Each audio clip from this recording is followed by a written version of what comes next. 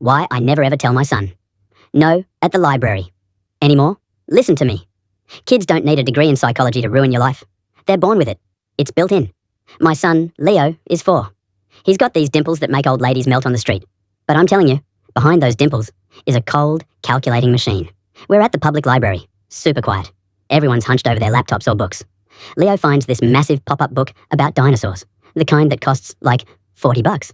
He brings it to me and says, "Daddy, can we buy this?" I whisper, "Buddy, it's a library. We borrow it, we don't buy it. Plus, we've already got 5 books in the bag. Let's put it back." Leo doesn't blink. He just stares at me, evaluating. He says, "But Daddy, I need to learn." I say, "Not today, Leo." He nods slowly. "Okay, Daddy, I'll just go back to the corner." He walks away, but he doesn't go to the kids section. He walks right up to the main circulation desk. There's this librarian there, glasses on a chain, looks like she's been there since 1972. Leo taps on the wood. The librarian leans over, and Leo starts talking. I can't hear a word, but his body language is insane. He's hugging himself, looking back at me over his shoulder with this expression of pure, unadulterated fear. The librarian's face turns into stone. She looks at me, then picks up the phone. The internal phone. I walk over, heart pounding, and say, "Hey, everything okay here?" The librarian doesn't even answer me. She looks at Leo and says, "It's okay, little man.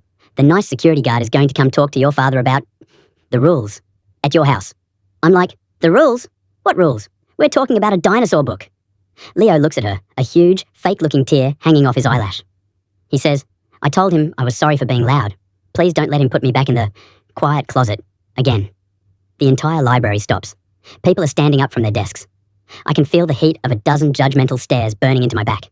I stammer, "A quiet closet? We don't even have a closet that isn't full of winter coats. Leo, tell her you're joking." Leo just whimpers and hides behind the librarian's skirt. The security guard arrives. Big guy. Name tag says, "Officer Miller." He looks at me, looks at the terrified kid and says, "Sir, why don't we go step into the hallway for a chat while the boy picks out whatever book he wants?" I spent 30 minutes explaining to a skeptical security guard and a librarian that I am not a monster. Meanwhile, Leo is sitting on a beanbag chair, eating a confiscated granola bar the librarian gave him, flipping through the dinosaur book like a king. When we finally get to the car, I'm shaking. I look at him in the rearview mirror. He's grinning. He looks at the book, then looks at me, and says, "Dad, I really like the library. Can we come back tomorrow? Or do you need more time to think about your rules?" I drove home in total silence. I'm convinced that kid is going to own a Fortune 500 company by age 10, or I'm going to be in a quiet closet of my own.